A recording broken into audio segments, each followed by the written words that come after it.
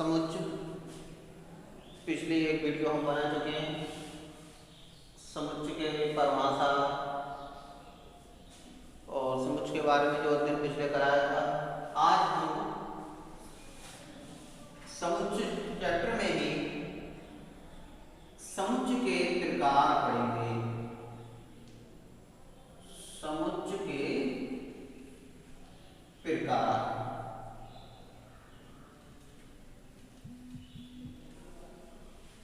समुच्च के प्रकार जिसमें हमारा सबसे पहला प्रकार है एकल समुच्च।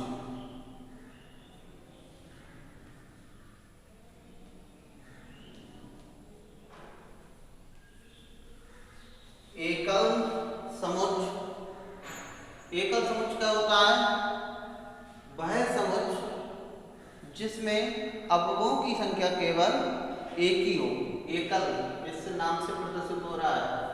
इसमें ऐसा समुच्च, या परिभाषा लिख सकते हैं हम इसकी, ऐसा समुच्च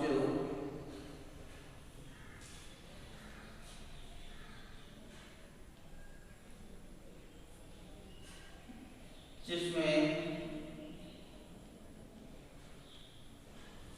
अवयवों की संख्या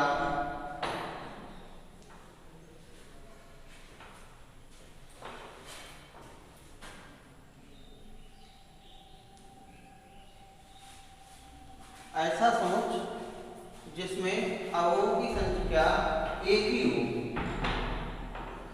एक ही हो, एकल समुच्च कहलाता है।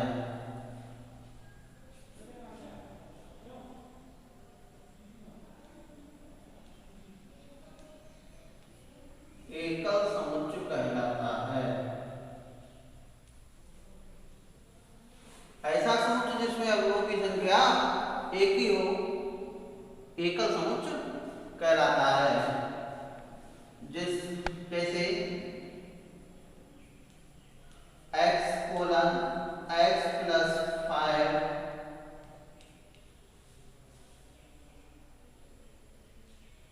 x प्लस 4 बराबर 5।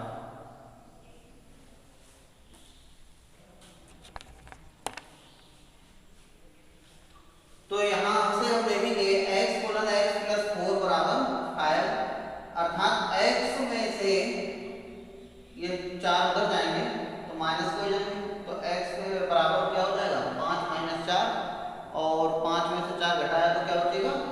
1 ही बचेगा, ओनली एक। इस समीकरण को हल करने पर x का मान सिर्फ 1 ही प्राप्त हो रहा है हमें, तो क्या कहलाएगा? एकल समुच्च कहलाएगा। यहाँ पर हमको अन्य संख्याएं भी दे सकते हैं, जैसे यहाँ 9 ले लें तो 9 में से 4 घटाएंगे तो 5 बचेंगे, तो सिर्फ एक ही अवयव शेष बचेगा, तो वो क्या कहलाएगा? एकल समुच्च कहलाएगा। तो समुच्च के प्रकार में हम सबसे पहला पढ़ रहे हैं एकल समुच्च। एकल समुच्च के बारे में क्या बता रहे हैं कि ऐसा समुच्च जिसमें अवयवों की संख्या एक ही हो, एकल समुच्च कहलाता है। तो मैंने बताया था आपको पिछले दिन वीडियो में, मंडली ब्रैकेट में समुच्च को प्रदर्शित करते हैं, तो यहाँ सिर्फ एक ही अवयव है, तो ये क्या हो गया? एकल समुच्च हो गया। नंबर 2 है परिमित समुच्च।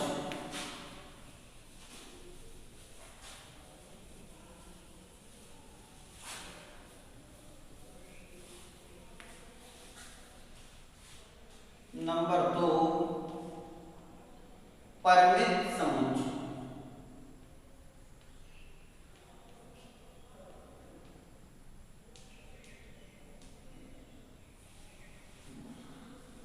परिमित समुच्च जैसा कि नाम से प्रदर्शित है, परिमित ऐसा समुच्च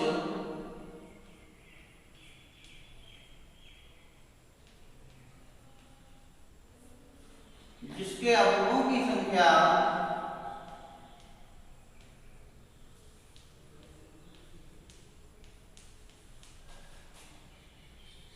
अवयवों की संख्या परिमित अर्थात निश्चित हो।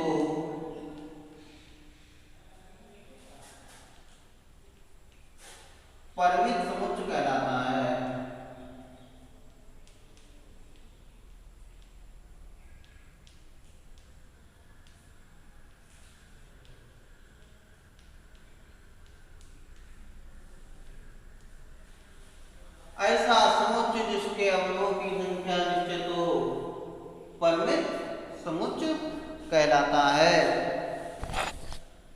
जैसे उदाहरण में ले सकते हैं हम अंग्रेजी वर्णमाला के स्वरों की संख्या। अंग्रेजी वर्णमाला के स्वरों की संख्या ए, ई, आई, ओ, यू। या दूसरा एग्जाम्पल ले सकते हैं हम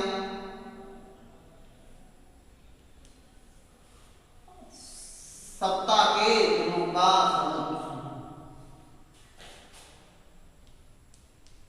सप्ताह के दिनों का समुच्चय।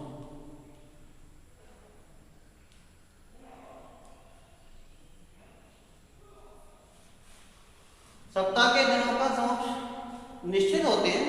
सप्ताह के दिन रविवार, सोमवार, मंगलवार, बुधवार, बृहस्पतिवार, शुक्रवार, शनिवार, इसी प्रकार स्वर हैं, निश्चित हैं। तो परिमित समुच्चय क्या हो गया? ऐसा समुच्चय जिसके अवयवों की संख्या निश्चित हो, परिमित समुच्चय कहलाता है।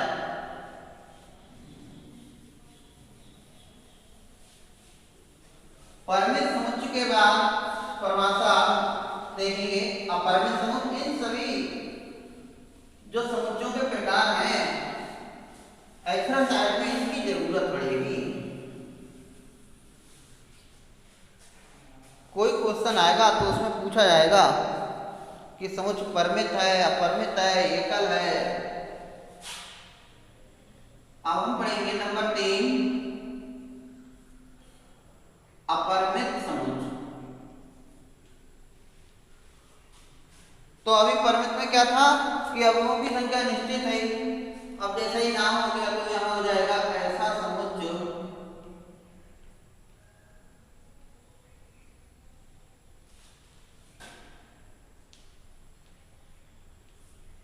जिसके अवयवों की संख्या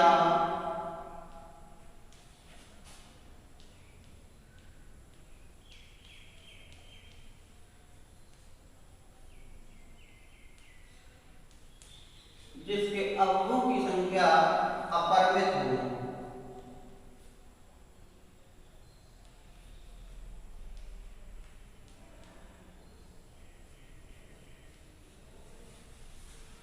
अवयवों की संख्या अपरिमित हो या अनिश्चित हो। अपरिमित का मतलब हो गया अनिश्चित हो।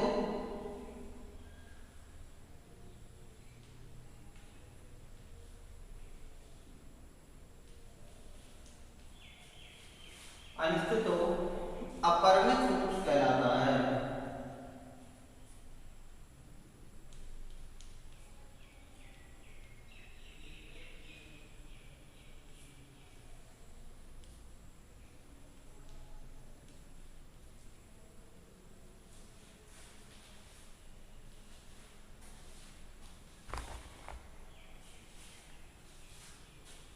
जैसे सम संख्याएं ले सकते हैं 2, 4, 6, 8, 10, 12, 14, 16 चलती रहेंगी अपरिमित है। मनी ब्रैकेट का हमने पिछले वीडियो में बताया था, आज बता रहे हैं कि इसका उपयोग जरूर करेंगे। समुच्चय को हमेशा दर्शाएंगे इसी प्रकार से। तो हम देखते हैं कि अपरिमित समुच्चय क्या होगा कि ऐसा समुच्चय जिसके अवयवों की संख्या निश्चित हो। तो यहाँ देख रहे हैं कि अवयवों की संख्या कैसी है? अनिश्चित है। तो ये क्या हो गया? अपरिमित समुच्चय हो गया।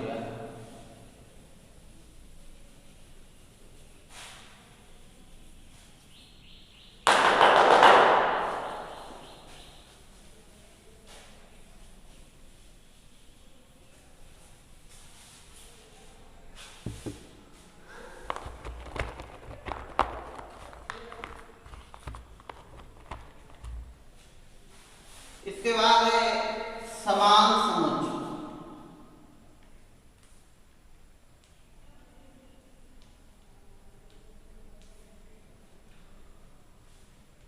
ऐसा समुच्चय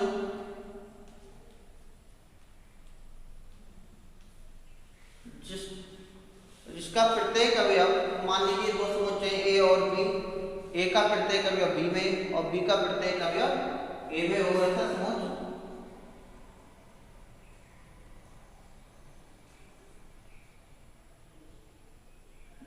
जिसका प्रत्येक अवयव समान हो।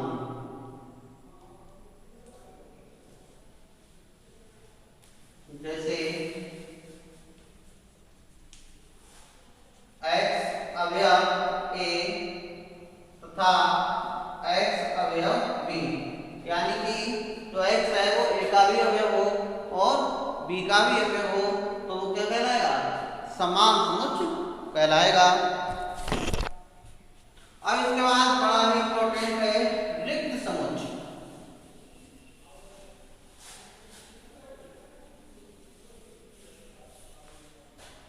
रिक्त समुच्चय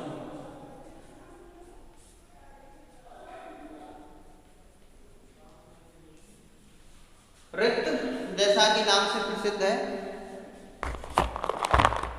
रिक्त ऐसा समुच्चय जिसमें कोई अवयव ना हो। ऐसा समुच्चय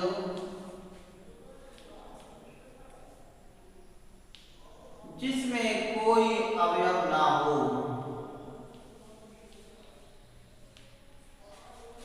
जिसमें कोई अवयव ना हो रिक्त समुच्चय कहलाता है।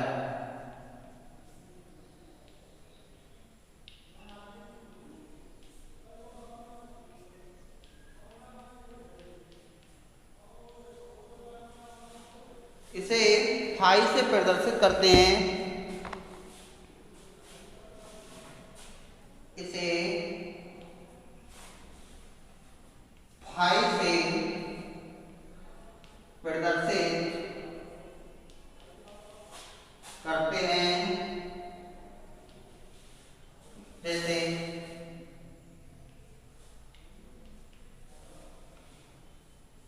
फाई कोई नहीं है, क्या है? फाई, तो क्या होगा? रिक्त समुच्चय हो गया।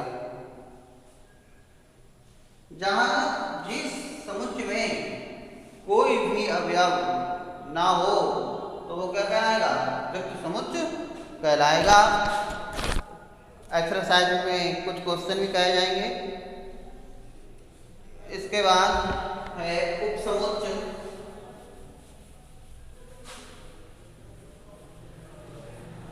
जब कोई भी नहीं होता है तो फाई तो होता ही है।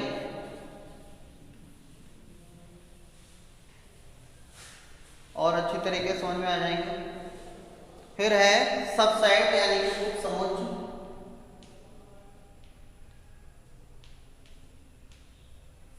अंग्रेजी में बोलते हैं इसको सबसेट। सबसेट यदि ए और बी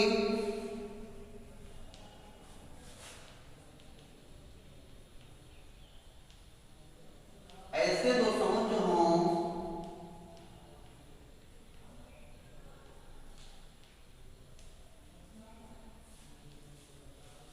ऐसे दो समुच्चय हों कि ए के सभी अवयव बी के भी अवयव हों।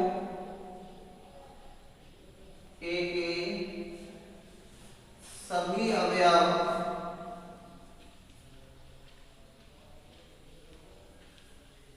बी के अवयव हों।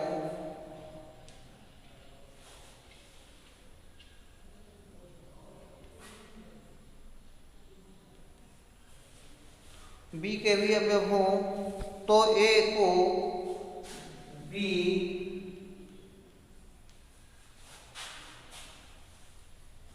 उपसमुच्चय पढ़ते हैं।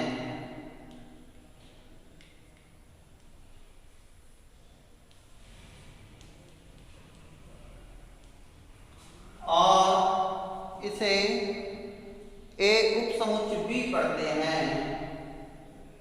यानी कि प्रतीकात्मक भाषा में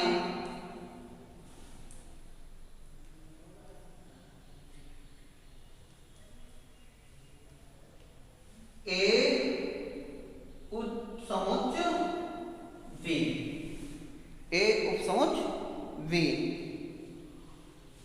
और फाई जो है वो प्रत्येक समुच्चय का उपसमुच्चय है।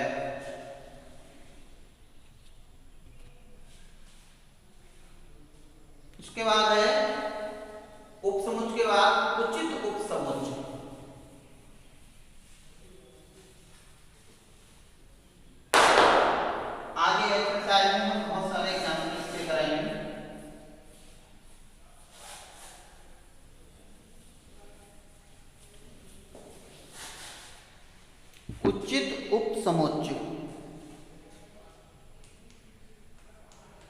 उचित उपसमुच्च नल सेट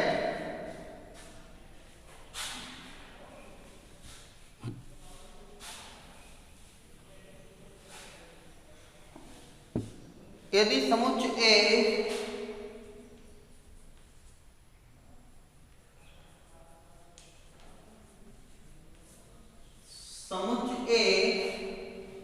समुच्च बी का उपसमुच्च हो, समुच्च बी का उपसमुच्च हो,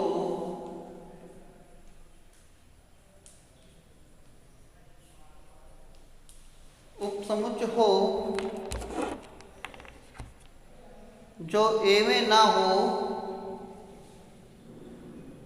जो ए में ना हो, उचित उपसमुच्च कहते हैं, उचित उपसमुच्च कहते हैं।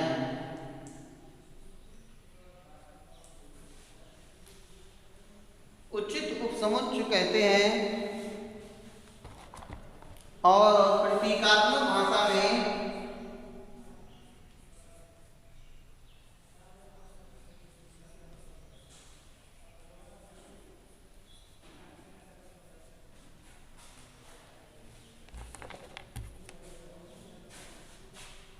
मान लो इसे इस प्रकार से पढ़ेंगे, ए उचित उपसमुच्च बी।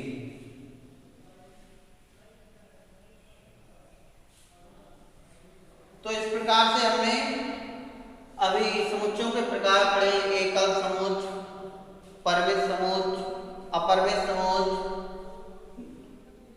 रिक्त समुच्च, उचित उपसमुच्च, उपसमुच्च। तो ये समुच्चयों के प्रकार थे। अगली वीडियो में हम इनके एग्जाम्पलों के माध्यम से आगे बताएंगे। Thank you.